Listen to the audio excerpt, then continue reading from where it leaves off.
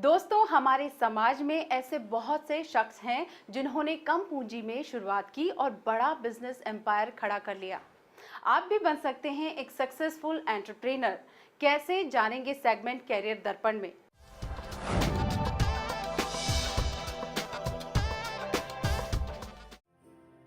आज हमारे शहर का हर तीसरा व्यक्ति युवा है।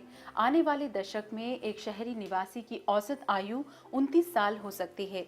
एक रिपोर्ट के मुताबिक 2001 में 15 से 34 साल के युवाओं की जनसंख्या 353 मिलियन थी, जो कि 464 मिलियन हो सकती है। यानी सन 2020 में भारत दुनिया का सबसे युवा देश बन जाएगा, जहां तकरीबन कुल जनसंख्या का 64% हिस्सा वर्किंग एज ग्रुप में होगा। और शायद ये देश की बड़ी चिंता भी है कि क्या इतनी संख्या में युवाओं के लिए रोजगार सृजन हो पाएगा, जबकि बेरोजगारी की दर पिछले कुछ सालों में लगातार बढ़ी है। 2011 में बेरोजगारी दर जहां 3.5% थी, वहीं 2012 में 3.6% हुई और 2013 में ये 3.7%, जो कि इस साल 3.8% हो सकती है।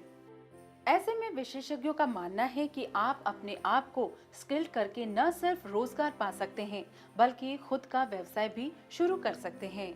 जो भी काम शुरू करें, संस्थाएं पहले भी थी और अब भी हैं, और अब और ज़्यादा ये सरकार ने कई संस्थाएं बनाई हैं जो लोगों को गाइड कर रही हैं, एंटरप्रेन्योर्स को, कि क्या काम करना चाहिए, उसमें कितना पैसा लगाना चाहिए, आपके पास क्या पूंजी है, और सरकारी संस्थाओं से आपको, बैंकों से क्या मदद मिल सकती है, किस चीज़ पे क्या सब्सिडी है, सबकी नॉलेज दी जाती है। तो कोई भी काम शुरू करे, एक बार ज़रूर इन संस्थाओं के पास जाए और वहाँ जो स्पेशलिस्ट बैठे हैं उन लोगों से जानकारी ले ले। Pre counselling, then training, training के बाद सक्सेसफुल असेसमेंट, और फिर उसके बाद सपोर्ट सिस्टम। सपोर्ट सिस्टम में फंडिंग इज़ वेरी इंपॉर्टेंट। तो उसमें गवर्नमेंट की बहुत सारी स्कीम्स हैं, उसका कैसे लाभ उठाया जा सके। Finally it's like how much he or she puts into the whole effort into this entrepreneurship.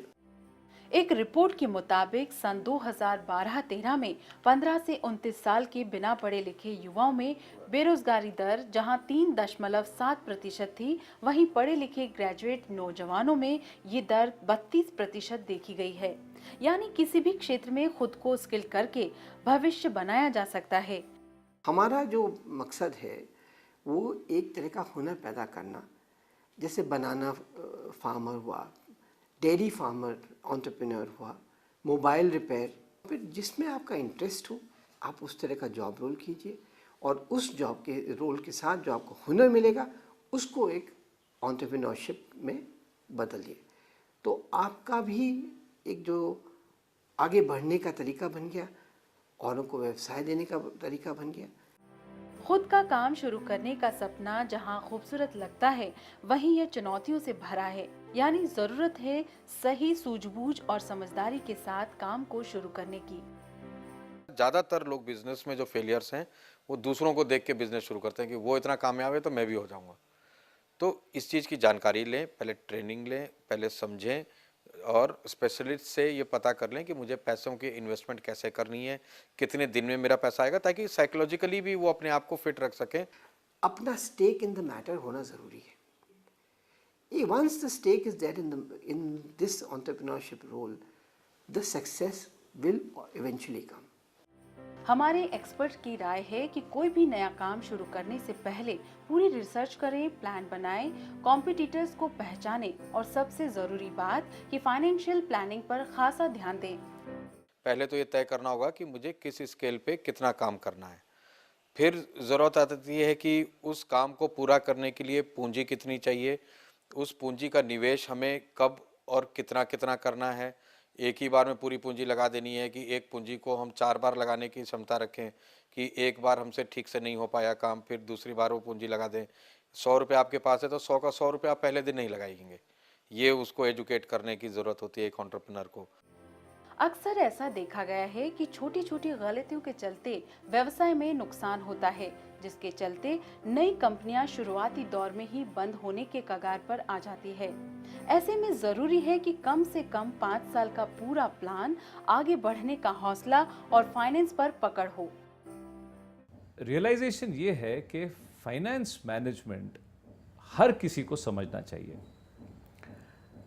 आपको शायद पता होगा कि दुनिया में जितने बिजनेस फेल होते हैं 90% से ज़्यादा फेल होते हैं because of bad finance management.